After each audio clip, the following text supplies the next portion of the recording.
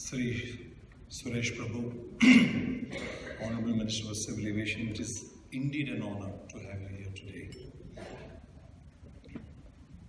While I do understand you're also Minister for Industry and Commerce, coming from the aviation field, I would like to focus our discussion a bit on what I believe you inherit is the most sunrise industry in this country. If you see globally, sir, civil aviation / aviation is the world's largest industry. It is actually bigger than telecom and oil. A company like Boeing has an annual turnover, Boeing, sir, $150+ billion.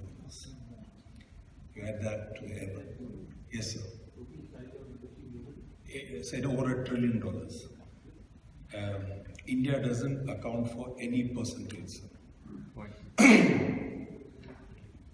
I don't want to be here to find fault. I am genuinely happy to have my friends from industry here. I'm thankful to Vivek. I want to give a little bit of an understanding from a person who's been in aviation for 25 years. You've come at a time when civil aviation is growing at 20% annual growth rate. The entire growth is measured today in performance of the airliners picking passengers. And we are adding planes. Sir, I started an aircraft maintenance company far back in '94 in a garage with 2 people.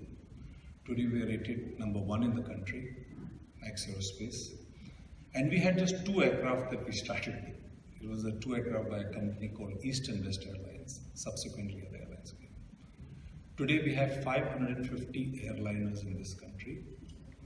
Boeing and Airbus have sold equivalent to 1,000, which will be delivered by 2022. Staggering numbers, sir, any which way you look at it.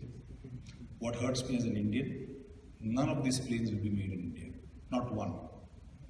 When China negotiated similar deals with the Boeings and the Airbus of the world, they said, whoever will build the plane here, we will buy that plane.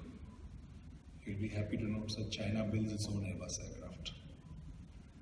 Irrespective, and I believe because we are a true democracy, we have the fastest growth of the airline of any place in the world. Today, sir, what nobody will want to tell you is you're in a position to bargain with any airframe. They can't live without you. They need you more than you need them, although they will present the opposite to be true.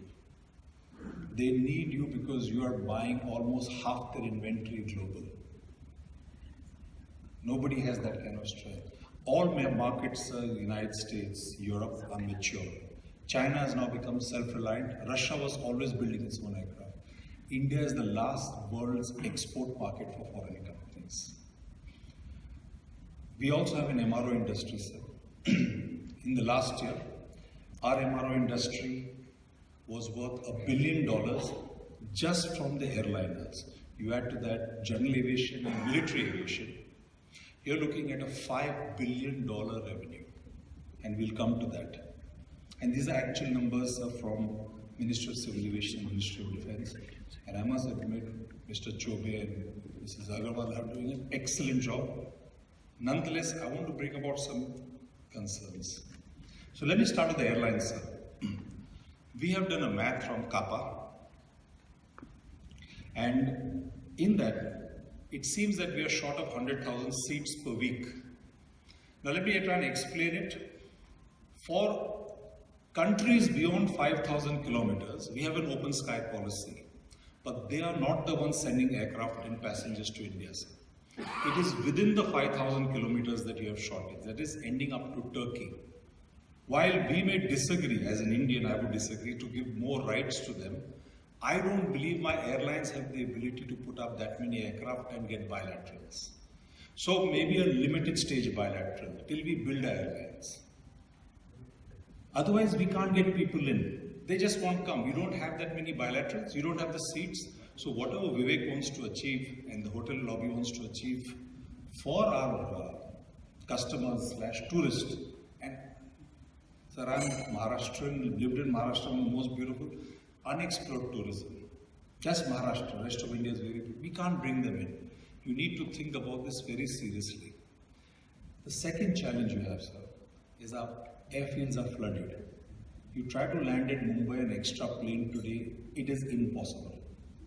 I know Navi Mumbai will come, I know all the good things are happening, but we need multiple airports. I'm glad to have Mr. Pandey here, who's really guiding. Thank you so much, sir. I really appreciate it. So you take the case of two airports, politically, and I'm not a good politician, so politically difficult decisions today, Bangalore, Hyderabad. So you land at Delhi, you have one airport. Please go to London, Heathrow, Gatwick, Stansted, Luton, London City.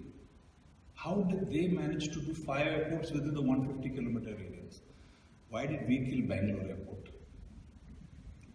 Think it over. It's just simple logic. I'm not here to preach anything, sir. We cannot afford to have a single airport city in this country anymore. It is against the very growth of the industry. Our airlines are all suffering from the VAT, GST issue on fuel. I don't want to mention it, they are good enough at doing it. The core of an airline, sir, is safety. Safety comes from maintenance, repair and overhaul. I want you to see this. 90% of the entire Indian MRO is imported. Not for any other reasons, only on fiscal issues.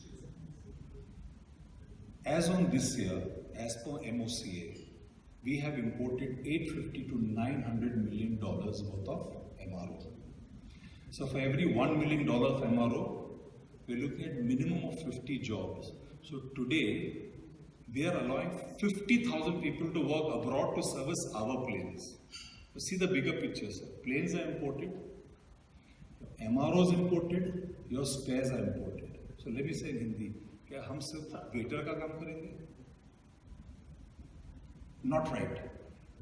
Even today, because of certain issues with DGCA, Air India is obliged to bring foreign pilots, as you know. The FATA is a big challenge. So, where does the problem lie? First thing, sir, within the civil aviation industry, I humbly urge and request, National Civil Aviation Policy in 2016 said, no royalty to be charged on MRO. Now, royalty is that even if you have your own hangar, AI, GMR, GBK is charging a royalty ranging from 10 to 30% merely to do business, which is charged nowhere else in the world. NCAP said royalty to be done away with, but it has not been implemented. We urge you to merely implement the things. It was taken after a lot of discussion. We are not asking for any subsidy as an industry. I am here, sir, in my capacity to promise you 100,000 jobs in 2 years and $400 million in revenue, growing double. On behalf of myself, MRO, the airlines, be it Air India, Jet Airways, we are all part of one group. We know what we are saying.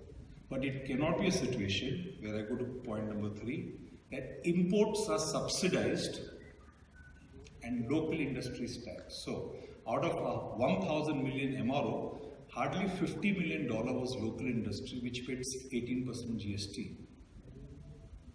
950 million came tax-free from foreigners. That's the math, sir. There's nothing more to say. 18% of 50 million, you didn't even receive 8 million in tax. And on that 950 million, you received 0. Where would you rather be? So we had proposed alternatives, either A, Indian MROs at 0 tax. Alternatively, what they practice in other countries, that if a facility is lying in India, even if it's Air India, you have an import tariff equivalent to 20% of the value of the import bill. Sir, I love motorcycling. I'm being honest. If I want to buy an imported motorcycle, you will charge me 100% duty. And if I want, I'll pay it. Or I can buy Hero, or I can buy Bajaj. It's okay. But today what you're saying, buy imported, 0 tax, buy local, pay tax. This has historically been riveted into the system because historically there was only one Air India. It has changed, and I believe you need to make a change. We've tried for years. The industry is shrinking. As on last year, sir, 2 more MRO shut down. The opportunity beyond India is greater, sir. Either Nepal, and I'm talking very small, or Bangladesh, or Oman, have the technical capability, engineering technology, and the knowledge to create MRO. So you'll be surprised, Singapore last year's MRO revenue, I'm saying Singapore, Zoo se Bandra, was $6 billion. One Singapore. We can become the hub for South Asia. And repeating myself, we don't want any benefit. Level playing field, and with our request, a tariff barrier for capabilities in India. If the capability doesn't exist in India, we don't want a tariff barrier. Udan, great idea, sir. We'll do very well. Significant interest. I think we really need to connect our villages. I personally love to go to Ratnagiri to go fishing. We don't have an airport. So it'll happen. The dependence of Udan, sir, will come on an example being set by the larger airlines. Now, I don't have an answer. I am not a good financial analyst. But we have got to find a way, sir. If you go all over the world, there are multiple small airlines. We must find a way to benefit them. It cannot be just based on seat mile. So I have an idea, another radical one. Globally, sir, planes are only as good as their certification. We have a DGCA. We have import from FAA. Just because the plane has crossed a 20-year barrier does not make it unsafe. Because, sir, you also travel in those planes when you're abroad. Most of the smaller planes are older, manufactured at a very low capital cost, thus allowing Udan to succeed. If we buy brand new planes, like many of the carriers are buying, Udan will never be the vision that you want it. It's okay to have old planes as long as they're safe. Air India itself flies some extremely old planes, more than 20 years old. They are safe. I don't think any one of us has a fear that is going to come down. And it is a proposal from our side. We need to look at it. Udan, I think, is still nascent.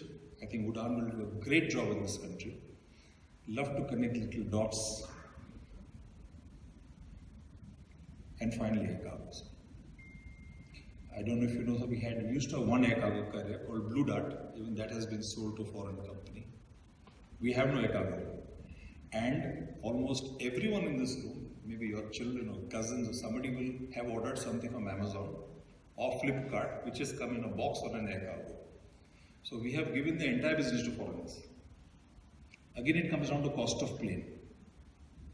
That's it. It is a capex cost. You will never take a brand new plane and convert it into a cargo. It will not work. So you will rely on foreigners, but they are allowed to bring old planes here. Cold storage. For those of you who are from North India, I know you all get some excellent apples from Kashmir. You know, I live in Mumbai, we never get the Kashmiri apples. Because when you ask the guy why, he says, "Ab upar wala dhoop mein kharab ho gaya, niche wala sad gaya, jo beech mein bacha hai wo kha lo." So the cost is 3x. But we get apples from China in this country. So. California, all it is frozen. Let's look at things very simplistically. Let's have freezer facilities. Last mile connectivity. I know roads are a challenge. I know we're making great advances on highways, but we need to close that. We need to close the last mile connectivity because airports are choked with passengers. And I agree with Mr. Vivek, and we need to bring more tourists in. So the Guggenheim Museum last year got 20 million visitors, which is more than the tourists of India. It's just a museum. I know New York is a very attractive city. Paris city, year on year, gets 42 million tourists. Nothing stops this country. So there are two challenges. One, bring them in and let's not choke them up. Other challenges we'll face with. And this you must have heard already from your officers. DGCA is terribly understaffed. We need some serious reform. Guys are working very hard. There may be complaints also. So when a man is going to work 18-20 hours a day, he's going to make mistakes or he's going to be frustrated. But it has to be independent. You have, sir, a platform to create perhaps the greatest aviation industry, and I want to now digress a bit, sir. Airbus industry was an MRO when it was formed in the 60s. Today it is one of the world's largest aircraft manufacturers. Till an organization and a country doesn't have the inherent knowledge to repair a plane, we'll never get to manufacture. We can dream it, we can talk every year, but where's the knowledge? If you know, sir, HAL was developed as an MRO by Walchand Hirachand. He took some scientists from the running away Germany in the 40s and 50s and he developed that. Let's develop our industry. You will be surprised within this tenure of yours what difference you can make. And it will be lasting. Because I guarantee you, sir, if you go to the NASAs and the Boeings of this world, they're all Indians working there. I'm myself from master's degree from there. I chose to come back. That was the difference. Thank you so much.